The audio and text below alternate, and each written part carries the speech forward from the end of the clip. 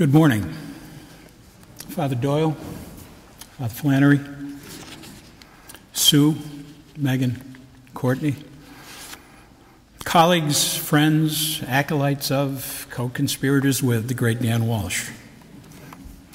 We gather today in this beautiful and historic church to honor this good and decent man. Husband to Sue, father to Megan and Courtney, grandfather to Madeline, to Daniel, and to Sophia.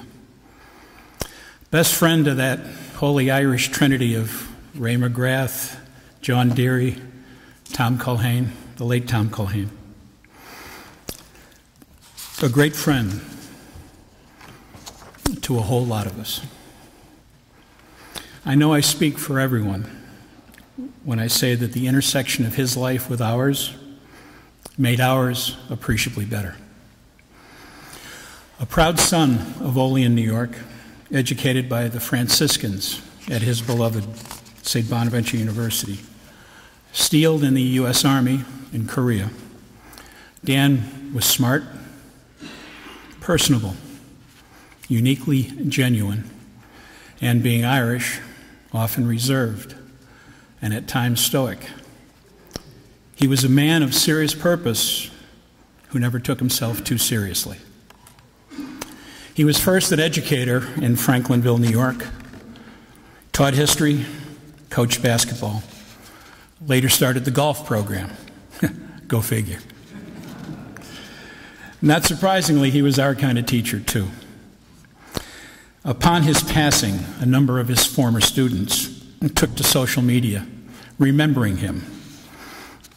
Courtney and Megan graciously passed on some of these. Allow me to share a couple. Quote, I love Dan Walsh. He was a great teacher. I remember getting kicked out of his class for talking. He was one of my favorites. I had him for 8th grade homeroom. We would always watch basketball films. And then there's my favorite. Apparently a couple of his honor students brought their shotguns to school and went out in the woods hunting afterwards. They overstayed their time, and in their haste to get home for dinner, they took to the roads with their shotguns in their arms and their thumbs in the air. And now I quote one of these gentlemen, Walkin' Dan B., one of my favorite teachers, and who should happen upon us to pick up 2 teenagers with shotguns hitching in the dark. Dan B. Walsh drove us to our respective houses. Yep, a great man. Teenagers with shotguns, what could possibly go wrong there? He always had that touch with people, though. As the Irish would say, his home was always too small to hold all of his friends. He wasn't great with first names, but when he called you big guy, you felt bigger. And when he called you kiddo, you felt like your dad just slid you your first beer. But when you were out with Dan, or with Dan and Sue, you were always on scholarship. Your money was never good. You never saw the check. It was taken care of, and a generous tip was added long before you even thought to ask for it. And he would entertain no contribution. The wine list was always his. The selection as well.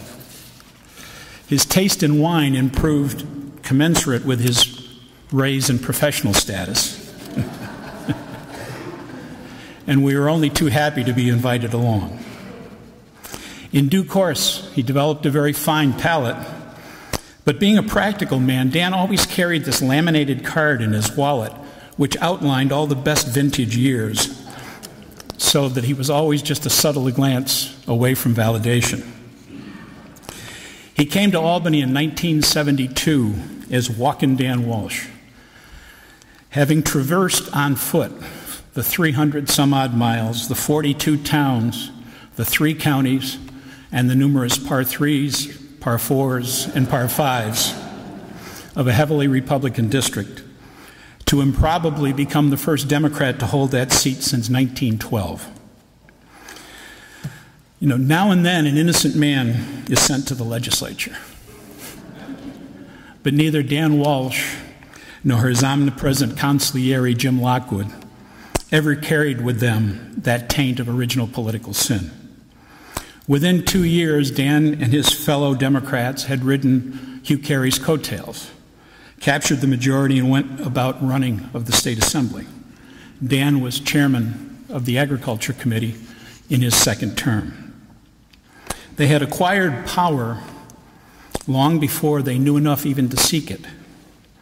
But having a desk in the assembly chamber didn't make you a seasoned legislator any more than standing in a garage made you a mechanic. They had to learn to use that power.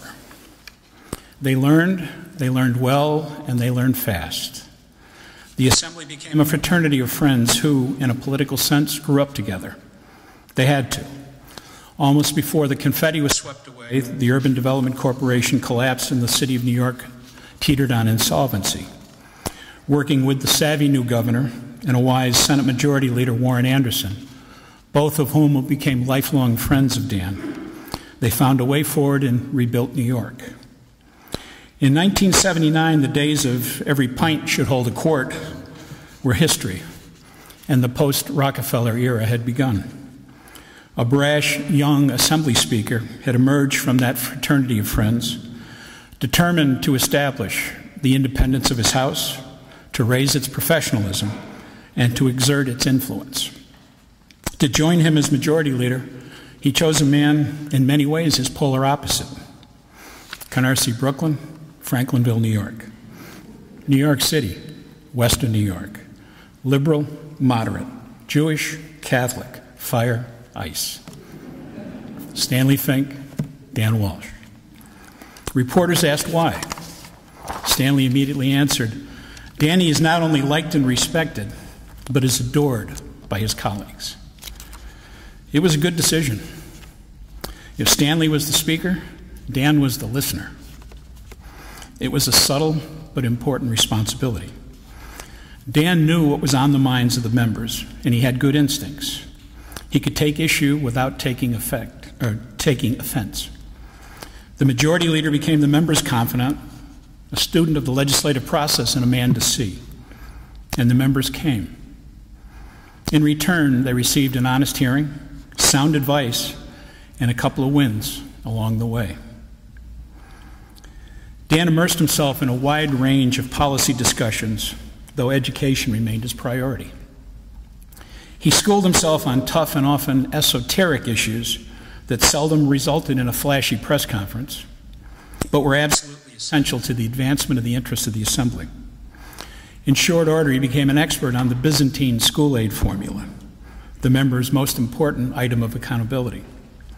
He also chaired the Legislative Commission on the Modernization and Simplification of Tax Administration and the Tax Law. It was easier for Dan to run the place than it was to pronounce its name. But his real strength lay in his ability to develop relationships, lasting, personal, deep, never based on party or ideology, but always out of respect and a genuine fondness to be in each other's company. It also didn't hurt to be from Western New York.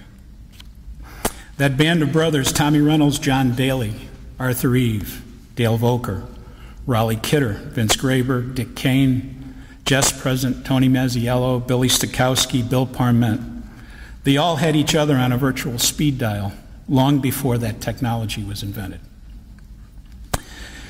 As the Majority Leader, his life became a lot more complicated, his calendar constantly filled. Always throughout, however, his daughters were his priority.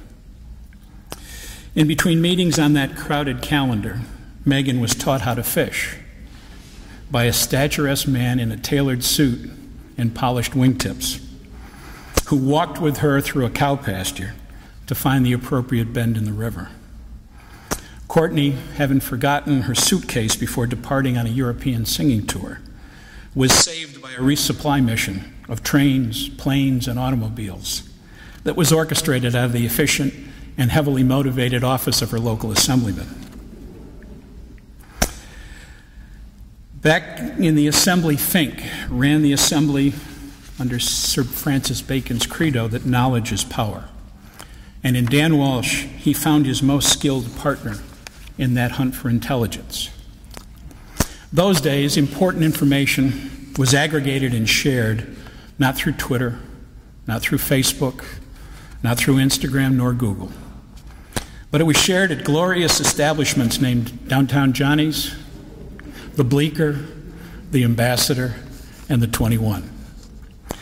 Now, Fink was a notorious day person, so in order to get this information, he turned to his most senior night person to ensure that information critical to the negotiations was efficiently monitored, gathered, and reported back to the corner office every morning.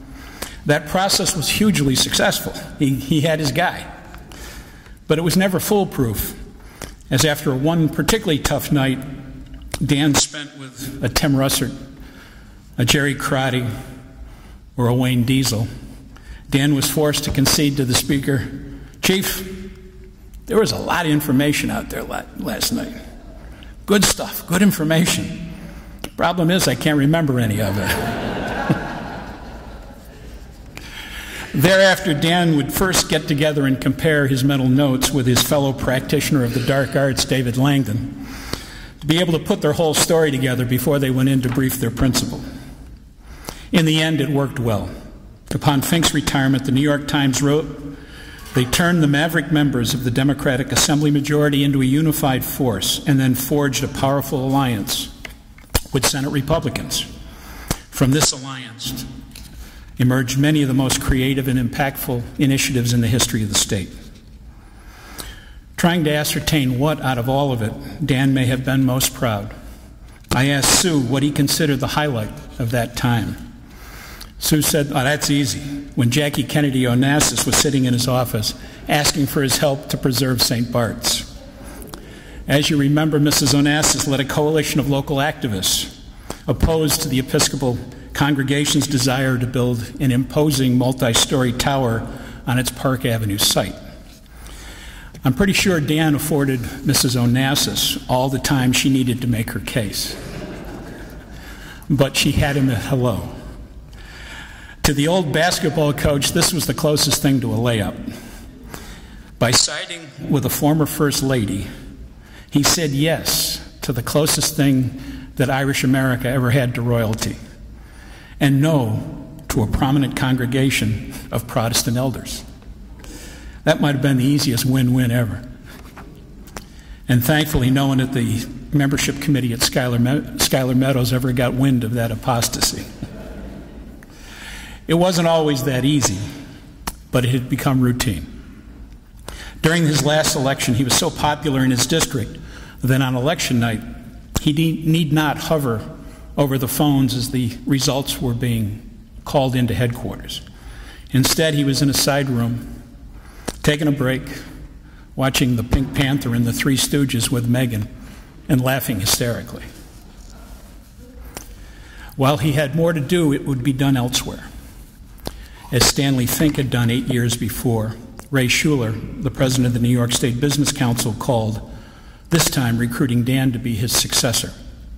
It was an important job and one he was comfortable entertaining. He had always felt that government existed to help those that cannot help themselves. But as a realist, he knew it couldn't be done without a vibrant, active, innovative economy to create the necessary wealth and revenue to address these problems. He didn't rearrange the furniture at the Business Council very much. He inherited a top staff, professional, bright, hardworking, and with Ed Reinford, already a card-carrying member of the Friends of Dan, as the connecting thread. Dan reassured his staff that the interests of business and the protection of free markets remained their priority. But he challenged them to broaden the outlook, broaden the message, and focus on the jobs they created, the dignity that work bestowed upon the people they employed, to highlight the actual jobs they held, the essential products that their labor produced, and the positive societal impact enabled by those jobs. The single most important thing a man or woman could hold was that job. It was a message that resonated on both ends of the Capitol and on the second floor as well.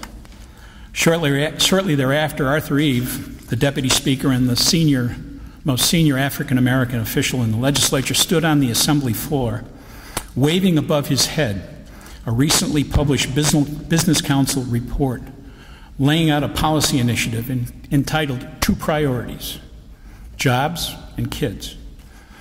And Arthur, as only he could, on the floor was yelling, "I knew Danny got it. I knew it." Doors in the Capitol that had previously been closed to the positions of business now open, some just a crack. But the positions of the business community were now entertained in those offices, and their arguments received due consideration. The new president was on an early roll. His advice and leadership were well received by the powerful CEOs he counseled, and he emerged an eloquent spokesman for their broad business and regulatory interests. He remained a savvy strategist in the ways of Albany, and the Business Council gave a lot more than it got and won a lot more than it lost. But amidst all these trappings, he remained the same guy. Maybe, though, even more comfortable in his own skin. When his daughters called, they were put right through, once even interrupting a meeting that Dan had with Governor Mario Cuomo, to whom Dan handed the phone and who then proceeded to have a lovely conversation with Meghan. He may at this time have taken a few more meals at the Fort Orange Club, but never at the expense of relinquishing his stool at Buongiorno's. His conviction remained that with smart ideas, effective arguments, sound data, and credible relationships, the infrastructure of good government policymaking was intact. He greatly resented the increasing importance of campaign contributions on that process, viewing them as corrosive and corrupting. When pressured to dramatically increase the amount of money that the Business Council provided, he said he'd do so, but only in moderation. He told Eddie, quote, "I never want to be in the top 10 because if that's what it takes to get things done in this town, I'm out of here." A good and decent man. I have a lasting image of that time when I was putting these remarks together. It is of he and Sue at the annual meeting in the Sagamore Ballroom. At the big concluding dinner, always produced expertly by Ellen Muir.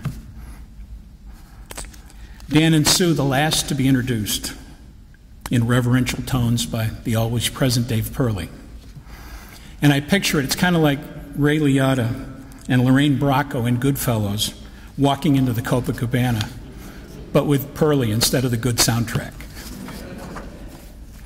The lights they dimmed, the spotlight came on, their path to their seats at the middle of the dais were illuminated. Sue looked radiant. Dan, with that familiar tilt of his head, that jaw at about 45 degrees, his face lit by those Irish eyes, and that sly, confident grin, and we looked up, and all it was is, "I got this." Dignitaries are already seated in their chairs. They nodded respectfully. The waiters filled glasses, pulled out chairs, uncorked wine. Polite applause rained down. And we were out at our table, and we were looking up at a man in full, a presence on that stage, someone who had grown gracefully into that third phase of his career. He was our guy, and we were proud of him, he in that moment, his moment. And then, just before he sat down, he looked out at the crowd, and he found our table of misfit toys, and he winked. And that was the real beauty of Dan Walsh. For even in that moment of adulation with that slight and small gesture, Danny said that he would rather be down with us, Jax Rice, Vandervoort, Jeffrey, Larry, Gina, the two Davids of Fordham, Freeman, Bernie, Mary, Diana, and the rest of his crew, cutting up, impatiently waiting for the speeches to end so that we could all get down to the bar to hear Eddie lip-sync Running Bear. Or to run into the pool room to see if Jimmy Begain's canoe miraculously reappeared. He belonged to everyone in that room, but mostly to us, his regular people. I again asked Sue for her recollection of what he regarded as his greatest day during his time at the Business Council. And Sue again replied, "No question. Whenever he got an invitation from a CEO to play Augusta National, he'd get so excited." Man always had his priorities straight, didn't he? A serious man who never took himself too serious. Let me close with one last story.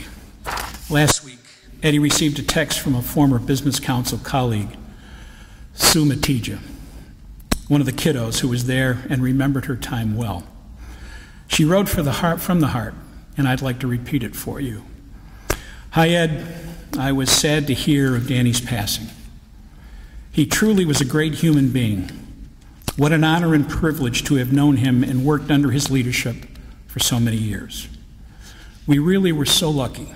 After Dan left, it became evident that we could never go back to what we had. I remember you telling me that we have to appreciate what we had and that some people never get to experience what we did.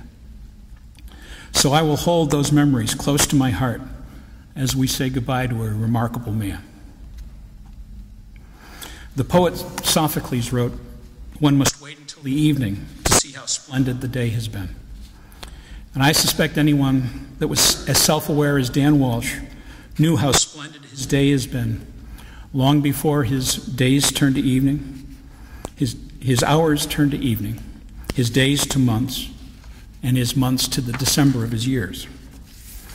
He leaves a beautiful and loving family, a career of achievement indelibly printed upon the history of New York State, so many friends, so many people he helped, a life so well lived. Walkin' Dan Walsh, we bid you to rest well. You have earned your repose. Your bed is made in heaven. Gary Player once said, if there's a golf course in heaven, I hope it's Augusta National. And Danny, I hope you've got an early tea time tomorrow morning. Thank you very much.